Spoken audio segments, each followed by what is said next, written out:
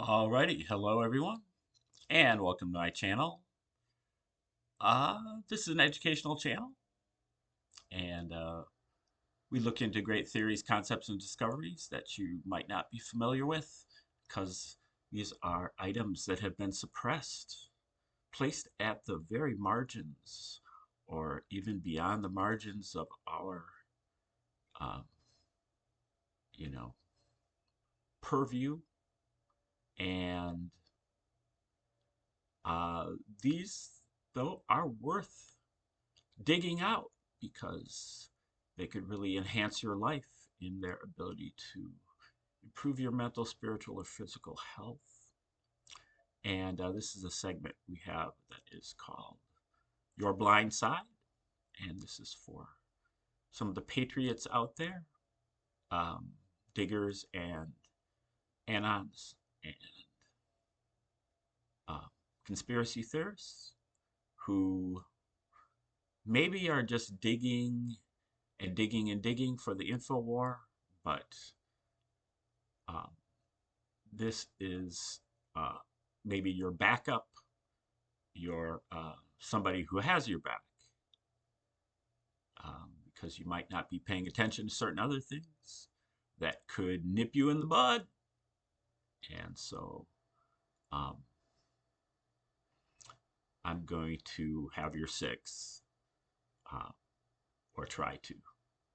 And yeah, um, I've been talking a lot about religion lately. It's not my thing, uh, you know, but I feel like it's my thing.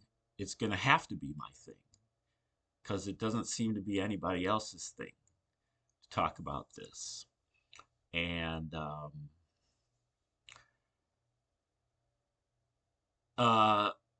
I just wanted to give a little bit of background because I think that a lot of people, especially on these holiday weekends, get a little bit sappy and slip a little bit away from the facts of the matter. And I think that you know, uh, American religion really, really lacks context. We kind of look at all this stuff in a vacuum. If you just read your Bible, you're reading it out of context. You're not really um, understanding the overall framework of what it is that you're reading. And um, I think this is particularly true about the Gospels. Um, now, scholars, now who knows? They could be, um, off base as well. But it makes sense. But we'll see. Scholars have said that Mark was the first gospel to have been written, and then Matthew and Luke are kind of based on Mark. Like Matthew and Luke had a copy of Mark in front of them when they were writing their Gospels later. Mark was probably writing around 70 AD, about the time of the Roman Jewish War, which was from 66 to 73. And the siege of Jerusalem was 69 and 70 AD. So probably around that time. And then the later Matthew and Luke were 10, 20 years later, and then John later. But John is not so much based on Mark. So they call the three the synoptic gospels, and then John is just out there separately. Um, and But I usually talk about the Roman origins hypothesis that, the Romans wrote all this stuff. They wrote the Apocrypha, they wrote the Gospels, they wrote the epistles, and they wrote them over a period of many, many, many years, even generations. And they wrote the church fathers, And they wrote a lot of the popular secular literature as well, um, because the Romans were the only people that were writing anything at this time. They had full control of censorship, distribution, um, and publishing. So, nobody's writing anything unless it's the Romans, the Caesars. And the Caesars were also masters of propaganda and psyops. And so this is right down their alley. They also loved wordplay and typology and um, enigmas, puzzles, codes. These are all right down the alley of the MO of the Romans. But regardless, let's just pretend that the scholars had something legitimate to add here. Um, when Mark, let's just talk about Mark now, writing the first gospel. When Mark is about to write this gospel, he's he's not writing in a vacuum. Um, he's writing according to other things that have already been written.